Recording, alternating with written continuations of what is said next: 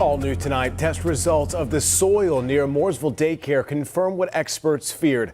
What they call unacceptably risky levels of carcinogens and radioactivity in the coal ash placed there decades ago as fill dirt. Thanks for joining us. I'm Colin Mayfield. And I'm Vanessa Rufus. The findings follow a WCNC Charlotte investigation revealing the coal burning byproduct and its toxic ingredients aren't just buried near Tutor Time of Mooresville.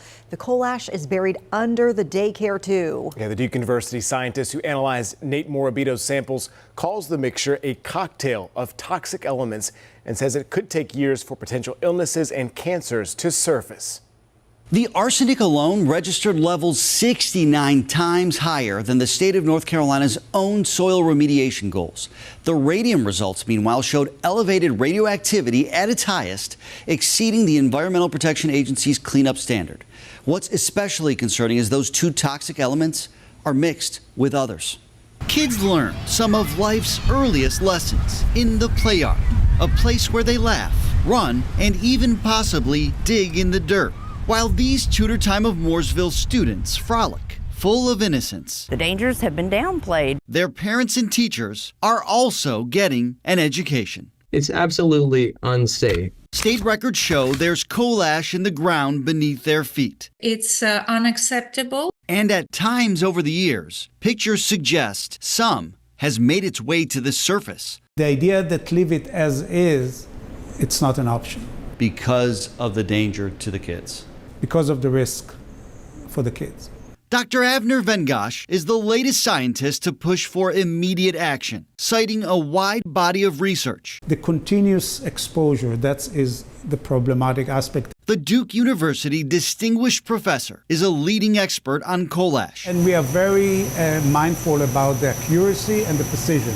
Chair of Environmental Quality at the Nicholas School. So this is like $1 million instrument. And oversees several labs on campus. Places in the middle there, and we close it. In an effort to help protect and inform the community, the scientist agreed to analyze our coal ash samples. These two. Collected with his guidance near the surface of a public median close to Tutor Time.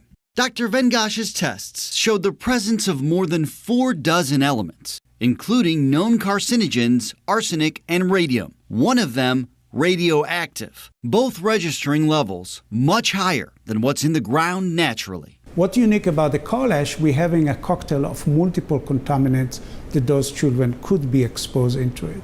So the impact could be even more severe than just one contaminant. Unlike regular soil, he says this mixture of toxic tiny particles can become airborne, meaning exposure can occur simply through dust. As a father of 4, how much does this concern you? I would very much be concerned. Long before these children were born, when some of their parents were still kids themselves, Duke Energy legally sold coal ash from a nearby steam station to builders who needed cheap fill dirt, including under this business park, home to Tutor Time. It's not in the air, in the soil, and in the water in any measurable way. The utilities long minimized the risks, repeatedly telling us over the years coal ash is not toxic. We have to ask that there be room in the discussion for the facts. That stance continued recently, even after WCNC Charlotte obtained Duke Energy's own coal ash test results from the originating plant that showed what an expert called unsafe arsenic levels. We are doing an experiment on the health and well-being of people like those kids. Now alerted to our results, Duke Energy refuses to answer questions on camera, telling us this is ultimately the property owner's responsibility, deferring questions to the North Carolina Department of Environmental Quality. DEQ also declined an interview. Just last month, the agency helped with a visual inspection of the daycare.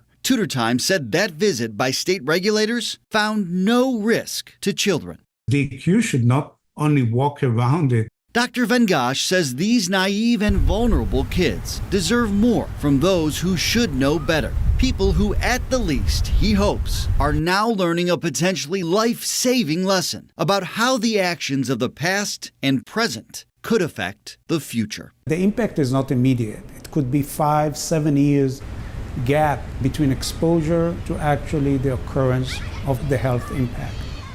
In response to our results, Tutor Time sent an alert to parents, reminding them the daycare is waiting on tests of its own from inside the play area. Tutor Time says a toxicologist will carefully evaluate those results when they're ready. And depending what the findings show, Tutor Time is ready to explore a range of corrective steps, noting the safety of the kids and staff remains its highest priority. Nate Morabito, WCNC Charlotte.